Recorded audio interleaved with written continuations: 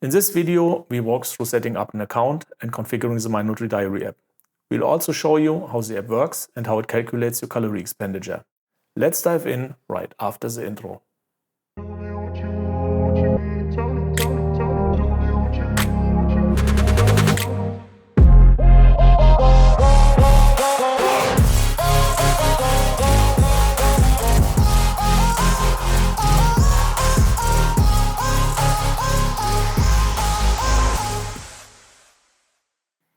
Welcome to the My Nutri Diary channel and the first part of our tutorial series. My name is Christoph John and I'm the founder and architect of My Nutri Diary. So you set yourself goals to become more active and optimize your nutrition for healthier living? Great. The most difficult step is already behind you. Now let's see how My Nutri Diary can help you.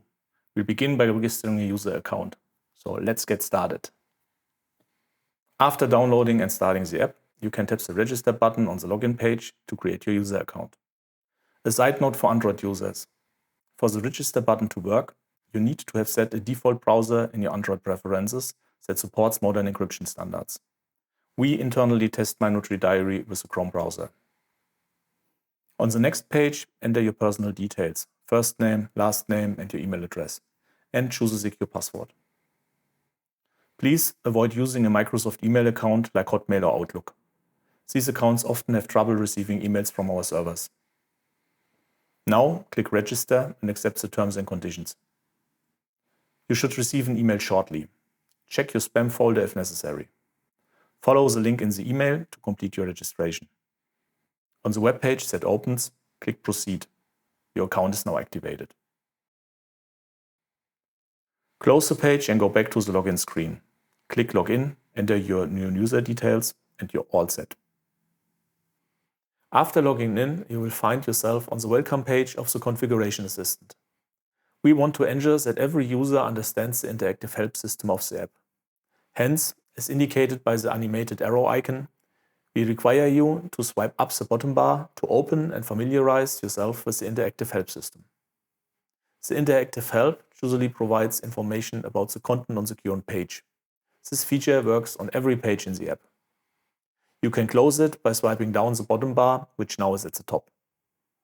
After opening and closing the help once, the forward button on the welcome page will be activated, allowing you to proceed to the next page of the app.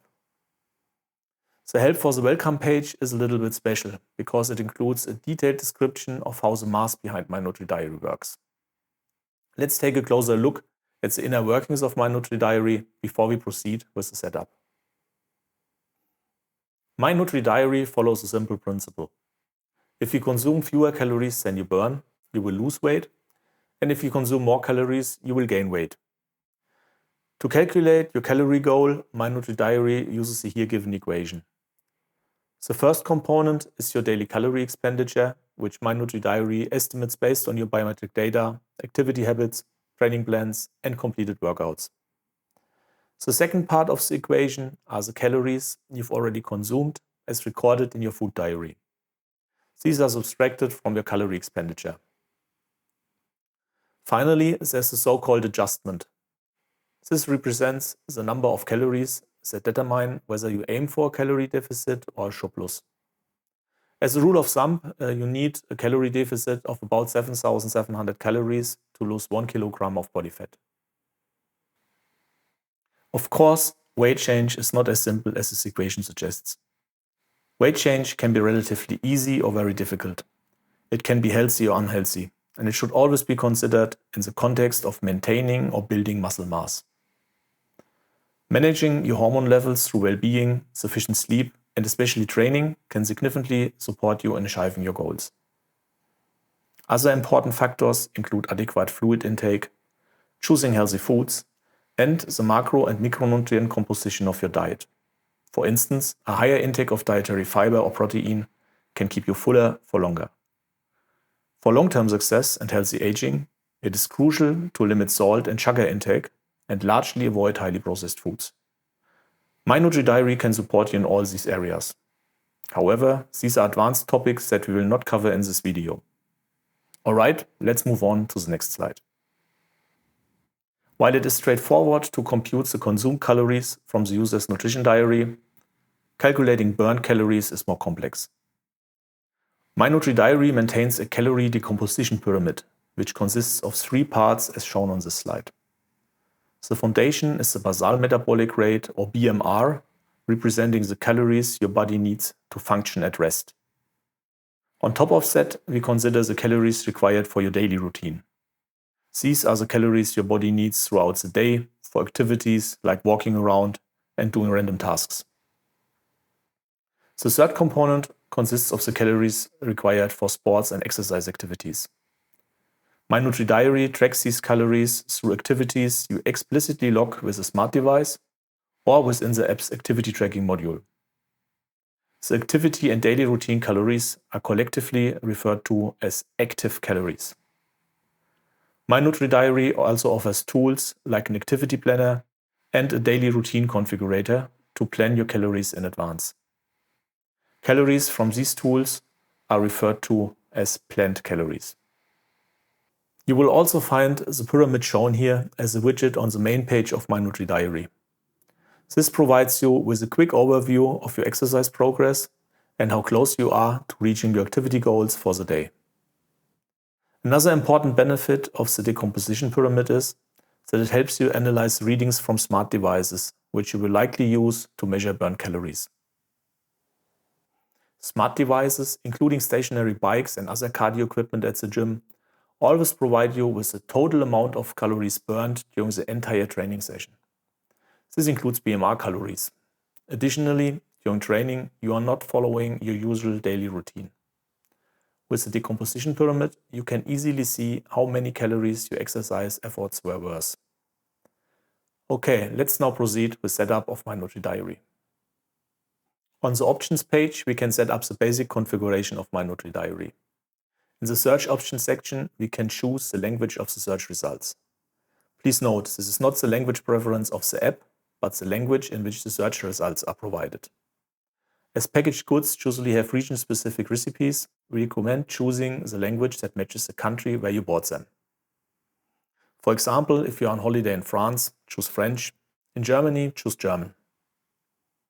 The next option, Search by Language, is recommended to be enabled, as it provides localized search results that are more likely to match what you are looking for. If disabled, you will get region unconstrained search results, and the previously discussed language setting is ignored. For the units and format section, there isn't much to explain. Just choose what matches your preferences. The display options section is more interesting. Here, you can configure how My NutriDiary displays search results and how the user interface is structured for adding custom nutrition products. To understand these options, we need to look at the differences in food labeling around the world. For this, I have prepared another slide. In principle, we can distinguish between 2 major labeling formats worldwide. The one commonly used in the USA and Canada, shown on the left, and the European labeling format, shown on the right. Most countries follow one of these systems. In the US, food labels must show ingredients with respect to serving size, while showing ingredients per 100 gram of food is optional. In Europe, it's the other way around. Nutrition labels must show ingredients per 100 gram, with serving size being optional. With the product view switch in the display options configuration, you can choose whether My NutriDiary displays nutrition details per serving or per 100 gram. I recommend selecting the format that matches the labeling in your country. Regarding food labels, there's also a significant difference in how dietary fiber is shown. In the US, dietary fiber is included as part of carbohydrates, whereas in Europe, it is listed as a separate ingredient. It's important to select the correct option for your country, as the wrong interpretation can lead to significant errors in calorie estimation. Carbohydrates have 4 calories per gram, whereas dietary fiber has only 2 calories per gram. Enabling fiber grouping will group dietary fiber with carbohydrates, hence US format, while disabling it will follow the European labeling scheme. Finally, we have the plan-based diary switch. This is an advanced option that we will cover in a separate video. Essentially, if you are using activity plans with My NutriDiary, there are 2 ways to display your remaining calories and macronutrients for the day.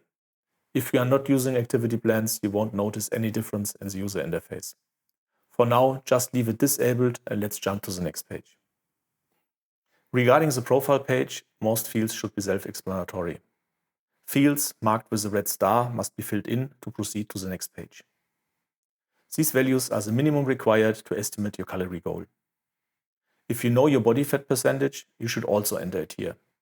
This will allow MyNutriDiary to compute a more accurate calorie estimate based on your lean body mass. If you have a medical condition, you can set it here. The app will use this information to provide adaptive content that better fits your needs. Finally, you can configure allergens you are sensitive to. If you try to add food to a nutrition diary that includes these allergens, you will receive a warning message. Please note, our nutrition databases are somewhat incomplete regarding allergens in food. Consider this feature as an additional safety measure, but please always check your foods manually. If you want to help other users with hypersensitivity, please take the time to add allergen information to any missing product you create in the database, as these are shared between users. On the next page, you can choose between different formulas for BMR computation. If you have previously entered your body fat percentage, you can select the Ketch-McArdle formula, which is the most accurate as it is based on your lean body mass. If your body fat percentage is unknown, you can still use one of the other formulas. The Mifflin-St. formula is more modern and is likely the best choice for most people. We also included the Harris-Benedict formula here, as the Mifflin-St. formula is not yet clinically validated for people over the age of 50. There's not much to explain for the next page. Here you can set your preference for maintaining, losing or gaining weight and how quickly you would like to achieve your goal. If we jump ahead one page, we can set up our physical activity level for our daily routine.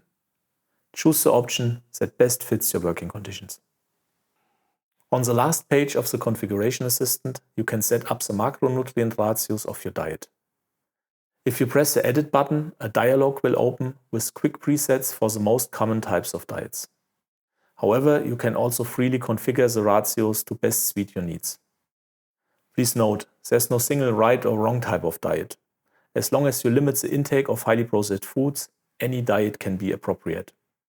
Since diets are a complex topic, we won't cover them in detail here.